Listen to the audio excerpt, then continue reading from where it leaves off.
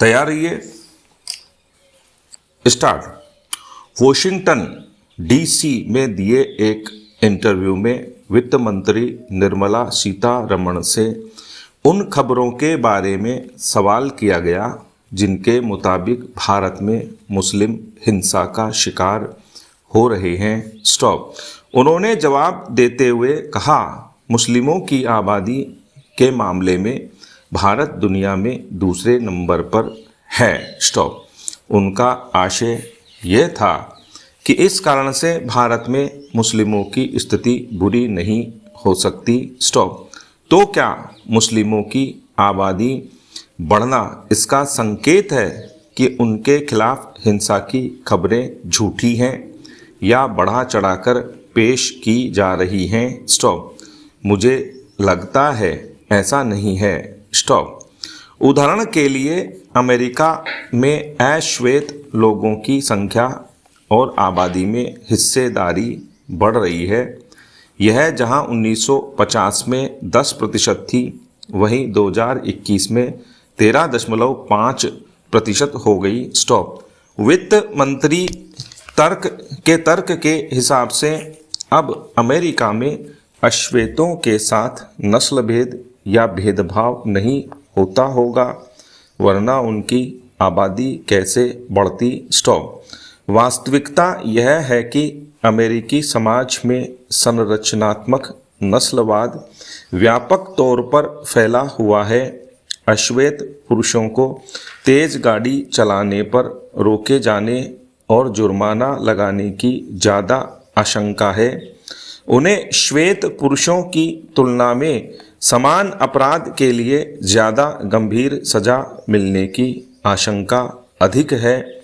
निर्दोष श्वेत लोगों की तुलना में निर्दोष अश्वेत लोगों को अपराध के लिए दोषी ठहराए जाने की आशंका 19 गुना ज़्यादा है। स्टॉप। पैरा।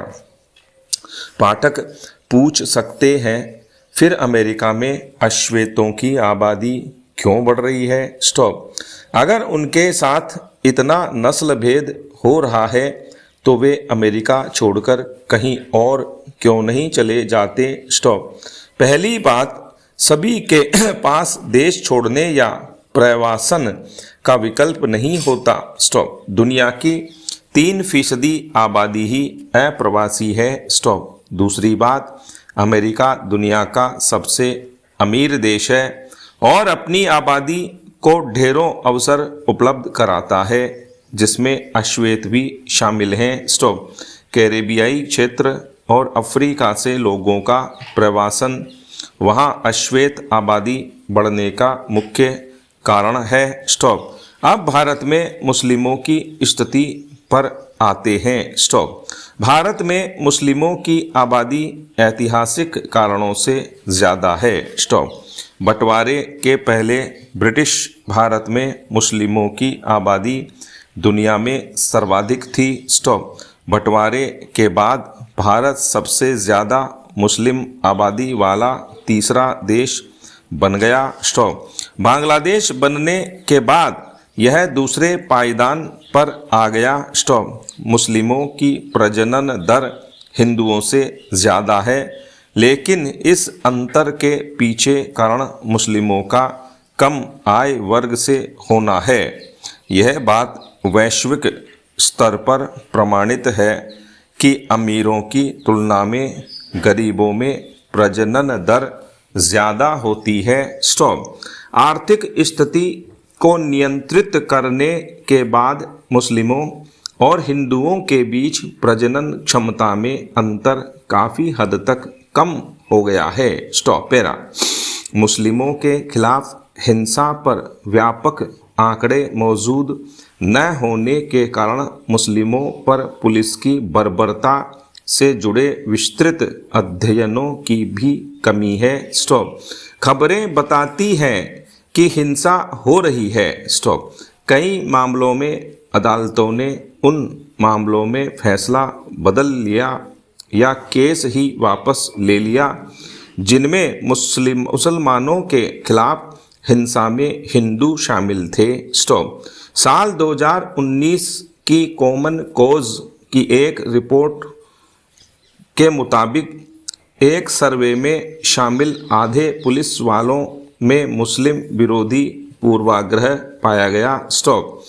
इनमें मुस्लिमों के खिलाफ हुए अपराध के मामले में हस्तक्षेप करने की संभावना कम पाई गई। स्टॉप। भाजपा के उदय के साथ राजनीतिक दलों में मुस्लिमों की शक्ति कम हो गई है। स्टॉप।